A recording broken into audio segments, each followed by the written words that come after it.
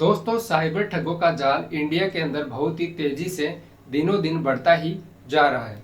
आज की जो स्टोरी है उसमें भी एक ऐसी ही ठगी का हम जिक्र करेंगे। मैंने कुछ टाइम पहले आपको एक ठगी की कहानी सुनाई थी जिसमें एक व्यक्ति यूपी पुलिस का फर्जी सिपाही बनकर 8 से 10 महिलाओं को ठगी का शिकार बनाता है। लेकिन आज की जो ठगी है वह साइबर ठगी है, यानी कि इसमें लखनऊ की एक लेडी डॉक्टर होती है जिसको साइबर ठगों ने डिजिटल अरेस्ट करके 2 करोड़ 81 लाख रुपए की ठगी कर लेते हैं। आपने ठगी के बहुत सारे किस्से कहानियां तो सुने होंगे कि साइबर ठग होते हैं, वह कॉल करते हैं और लोगों के पैसे ठग लेते हैं। लेकिन इंडिया के अंदर यह पहला ऐसा केस आया है जिसमें साइबर ठगों ने 6 दिन लगातार एक महिला को डिजिटल अरेस्ट करके एक लेडी डॉक्टर को अपना शिकार बनाते हैं और उससे करोड़ों रुपए की ठगी कर लेते हैं। तो आदाब, नमस्कार, सत श्री अकाल, मैं मुकेश कुमार।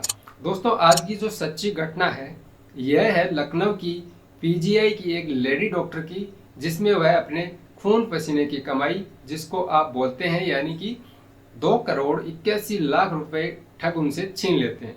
तो दरअसल होता क्या है कि यह जो महिला है ये पुलिस स्टेशन जाती है और वहां पर जो एसएचओ साहब होते हैं उनसे मिलने की कोशिश करती है। जब इनको अनुमति मिलती है एसएचओ से मिलने की, तब वह वहां पर सीधा एक ही सवाल उनसे करती है कि सर, मुझे आप ये बता दीजिए कि ये डिजिटल अरेस्ट क्या होता है। अब जैसे ही थानेदार साहब ये सुनते हैं तो एक बार तो वह उस लेडी डॉक्टर की तरफ देखते हैं और फिर उनको एक सवाल करते हैं कि आप ऐसा क्यों पूछ रही है। थानेदार साहब को कुछ गड़बड़ लगती है, वह उनसे सवाल पूछते हैं कि आप ऐसा क्यों पूछ रही है, मुझे आपके साथ कुछ दिक्कत लग रही है। लेकिन डॉक्टर, जो लेडी डॉक्टर, फिर उनसे यही सवाल करती है कि आप ये बताइए कि डिजिटल अरेस्ट क्या होता है। तब थानेदार साहब उनको बताते हैं कि डिजिटल अरेस्ट कुछ भी नहीं होता है, हमारे कानून के अंदर डिजिटल अरेस्ट का कोई प्रावधान नहीं है। जैसे ही लेडी डॉक्टर यह सब सुनती है उसके पैरों के नीचे से जमीन खिसक जाती है, वह एकदम से निडाल होकर उस कुर्सी पर बैठ जाती है। तब एसएचओ साहब वापस उनको एक सवाल पूछते हैं कि आप बताइए आपके साथ क्या हुआ है। तब वह लेडी डॉक्टर बोलती है कि मुझे कुछ कॉल्स आए हैं पिछले 7-8 दिनों के अंदर और वह डिजिटल अरेस्ट के नाम पर मुझसे 2 करोड़ 81 लाख रुपए की ठगी उन लोगों ने मेरे से कर ली है। अब जैसे ही एसएचओ साहब ये सब बातें सुनते हैं तो वह भी एकदम से आश्चर्य में पड़ जाते हैं कि यह कैसी ठगी का मामला आज उनके सामने आया है। अब क्योंकि वह एक लेडी डॉक्टर है, एक सम्मानित मेडिकल कॉलेज की वह प्रोफेसर है, तो मामला पुलिस भी संज्ञान में लेती है और आगे की कार्रवाई चालू कर देती है। पुलिस जब लेडी डॉक्टर से पूछती है कि आप हमें बताइए कि आपके साथ एग्जैक्ट या एक्चुअली में हुआ क्या है, तब वह अपनी जो स्टोरी पुलिस को बताती है कि मेरे पास एक फ़ोन कॉल आता है जिसमें जिसने फ़ोन किया वह अपने आप को ट्राई का अधिकारी बताता है, यानी कि telecom regulatory authority of India, इसका अधिकारी बनकर मुझे एक फ़ोन कॉल आता है और मुझे वह बताता है कि आपके पास आपका जो मोबाइल नंबर है इस पर लगभग 22 शिकायतें हमें मिली है, इसलिए हम इस नंबर को जल्द से जल्द बंद करने वाले हैं। अब जैसे ही लेडी डॉक्टर यह सब सुनती है तो वह बोलती है कि आप मेरे नंबर कैसे बंद कर सकते हैं, आपको मालूम नहीं है कि मेरा जो नंबर है वह कितना इम्पोर्टेंट है मेरे लिए। लेकिन सामने वाला कुछ भी सुनता नहीं है और वह फिर कहता है कि अब आपके पास सीबीआई का अफसर का एक फ़ोन आएगा, आपको वह वीडियो कॉल करेंगे और आपको रिसीव करना है वह फ़ोन, और जो भी आगे की कार्रवाई है अब वो ही करने वाले हैं। जैसे ही फ़ोन करता है एक वीडियो कॉल लेडी डॉक्टर के पास आती है। अब लेडी डॉक्टर एकदम से सकपका जाती है और उस कॉल को रिसीव करती है। जैसे ही वह रिसीव करती है तो उसमें एक व्यक्ति जो कि ऑफिसर के ड्रेस में होता है और देखने में लगता है कि बिल्कुल यह एक अफसर ही है। जो फ़ोन करने वाला होता है वह अपने आप को सीबीआई अफसर राहुल गुप्ता बताता है और महिला से कुछ सवाल जवाब करना स्टार्ट कर देते हैं। सीबीआई अफसर बनकर राहुल गुप्ता ने उस लेडी डॉक्टर को कॉल किया। वह उसे कहता है कि आपका नाम एक केस के अंदर आया है, यानी कि आप नरेश गोयल को जानते हैं, इतने में लेडी डॉक्टर कहती है कि मैं किसी नरेश गोयल को नहीं जानती। तो फिर वह वापस पूछता है कि आप अच्छे से याद कीजिए, आपका नाम Naresh Goyal money laundering case में आया है और आपका जो बैंक अकाउंट है वह इस केस में इस्तेमाल किया गया है, यानी कि आपके बैंक अकाउंट से भी कुछ ट्रांजैक्शन किए गए हैं और उन पैसों को महिला और बच्चों की तस्करी के लिए काम में लिया गया है और कोर्ट में आपके खिलाफ सबूत भी है। आपने उनसे बात करी है, इसकी भी रिकॉर्डिंग कोर्ट के पास मौजूद है। इतना सब कुछ जैसे ही वह लेडी डॉक्टर सुनती है एक सीबीआई अफसर के द्वारा, तो वह लेडी डॉक्टर एकदम से डर जाती है। अब जिसने फोन किया है वह यह समझ आता है कि लेडी डॉक्टर जो है वह डर गई है और उसी का वह फायदा उठाते हुए महिला डॉक्टर से वह फिर से कहता है कि हम आपको डिजिटल अरेस्ट कर रहे हैं, यानी कि अब आपको कहीं पर भी जाने की इजाज़त नहीं है। अगर आप हमें कुछ अपनी जानकारियां दे सकती है तो दीजिए, नहीं तो हम आपको अरेस्ट करेंगे और जेल में डाल देंगे। अगर आप हमें हम आपसे जो भी जानकारी लेना चाहते हैं अगर वह आप दे देते हैं तो आपको अरेस्ट नहीं किया जाएगा, अदरवाइज हम कोशिश करेंगे कि आप एक सम्मानित डॉक्टर हैं, हम आपकी पूरी मदद करेंगे।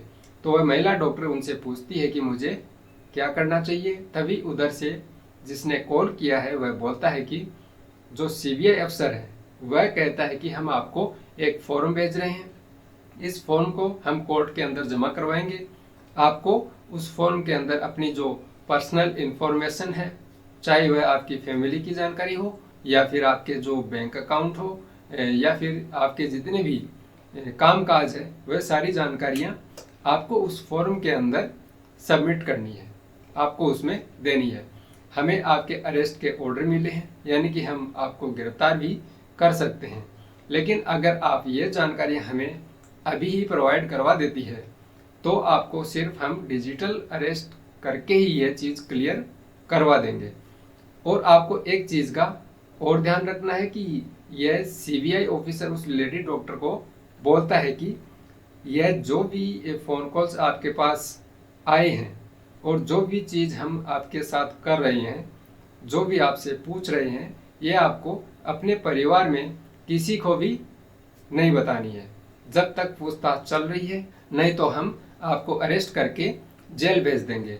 आप इस फॉर्म को जल्दी से भरकर सबमिट कर दीजिए ताकि जो भी आपकी बैंक अकाउंट्स की डिटेल है उसकी सही तरीके से जांच की जा सके।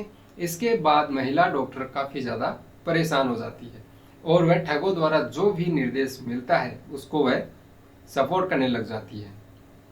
एक तरह से उसका जो दिमाग है वह भी काम करना बंद कर देता है कि मैं ये जो कर रही हूँ यह सही है या फिर गलत है। ऐसी स्थिति में किसी का भी दिमाग सही तरीके से काम नहीं कर सकता, क्योंकि 2 लगातार ऐसी कॉल्स आई हैं जिसमें एक ट्राई का अधिकारी जिसने कॉल किया है और उसके तुरंत बाद सीबीआई की तरफ से भी अफसर बनकर एक कॉल आती है। तो बिल्कुल भी उस डॉक्टर को ये एहसास नहीं होने देते हैं कि जो ठग है और मेरे साथ कुछ फ्रॉड हो रहा है। इसके बाद जब उनको अलग अलग तरीके से इंस्ट्रक्शन देते हैं और उस महिला को बोलते हैं कि हम आपके पास कुछ अकाउंट नंबर भेज रहे हैं, आपके जो भी अकाउंट नंबर है उनमें जो भी पैसा पड़ा है वह पैसा आप हमारे द्वारा भेजे गए अकाउंट नंबर्स में ट्रांसफ़र कर दीजिए ताकि हम इस तरह या इस पैसे को ब्लॉक कर सकें और सही तरीके से खातों की जांच कर सकें। अब लेडी डॉक्टर मजबूर हो जाती है। वह लेडी डॉक्टर अपने 5 अलग अलग बैंक खातों से उनको जिन्होंने उनके पास अकाउंट नंबर भेजे थे उनमें 2,81,00,000 रुपए ट्रांसफ़र कर देती है। अब इतनी बड़ी रकम को टुकड़ों में ट्रांसफ़र करवाते हैं, यानी कि महिला डॉक्टर के भी 5 अलग अलग बैंक खाते थे, उन खातों से अलग अलग पैसे ट्रांसफ़र होते हैं और ऐसा करके वह उनसे 2,81,00,000 रुपए उनके खातों से निकालकर अपने द्वारा प्रोवाइड किए गए खातों में ट्रांसफ़र करवा लेते हैं। अब यह घटना है, मैंने अभी आपको जो भी यह घटनाक्रम सुनाया है डिजिटल अरेस्ट वाला, यह इस लेडी डॉक्टर के साथ 6 या 7 दिन की कहानी है और उनको एक कमरे में ही बंद रहने को बोला जाता है। तो यहाँ पर जो लेडी डॉक्टर होती है वह 6-7 दिन तक डिजिटल अरेस्ट रहती है। ठग उनको इतना डरा देते हैं कि और जब महिला को कुछ एहसास होता है तब तक बहुत वक्त निकल जाता है और महिला डॉक्टर को ठगी का अंदाज़ा जब होता है तब कहीं जाकर वह पुलिस स्टेशन पहुंचती है और वहां पर जो भी अपनी कहानी है वह पुलिस को बताती है। पुलिस इसमें तुरंत एक्शन लेती है और जांच पड़ताल करती है।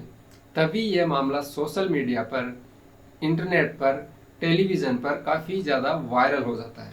जब पुलिस पड़ताल करती है तब यह मालूम चलता है कि यह जो कॉल्स आ रहे हैं, यानी कि जो कॉल्स उस लेडी डॉक्टर को आ रहे थे, इनको मैनेज करने वाला एक ग्रुप होता है जो कि सोशल मीडिया को यूज करके लोगों को अपना ठगी का शिकार बनाता है। और इस ग्रुप का जो मुख्य सरगना होता है वह एक लेडी है, यह भी सामने आया है। अभी तक पुलिस उन तक पहुंच भी चुकी है। उस लेडी सरगना का नाम पुलिस ने अभी डिस्क्लोज नहीं किया है और कुछ लोगों को इस केस में गिरफ्तार भी किया है। और जो पैसे ठगों द्वारा ट्रांसफर करवा लिए गए थे उनमें से कुछ पैसों को पुलिस फ्रीज भी करवा चुकी है, यानी कि लेकिन अभी तक पूरे पैसे रिकवर नहीं हुए हैं। मीडिया रिपोर्ट्स बताती है कि ठगों ने जैसे ही उस लेडी डॉक्टर के पैसे उन्हें अपने खाते में मिल गए थे तो वह उन पैसों को क्रिप्टो करेंसी में कन्वर्ट करवा लिया, जो कि अब रिकवर करना मुश्किल लगता है। फिर भी पुलिस आगे की जांच कर रही है और जो भी अपडेट्स इस कहानी में होगी वह हम आगे आपको अपनी किसी नेक्स्ट स्टोरी में बताएंगे। दोस्तों, इस कहानी को सुनाने का मेरा मकसद आपको परेशान करना नहीं है, बल्कि आपको जागरूक करना है। आपको किस प्रकार से आज साइबर ठगी को चुनौती देनी है। आपको यह ध्यान रखना चाहिए कि जो भी आपके पास कॉल्स आते हैं इस तरह के, तो या तो आप उन्हें रिसीव ही मत कीजिए और अगर उठा भी लेते हैं तो उन्हें कोई रिस्पॉन्स मत दीजिए। आप सीधे सीधे पुलिस स्टेशन जाकर पुलिस को सूचना दे सकते हैं ताकि आपके साथ किसी भी तरह का कोई फ्रॉड होने से आप बच सकते हैं। तो चलिए दोस्तों, मिलते हैं नेक्स्ट स्टोरी में। तब तक के लिए जय हिंद।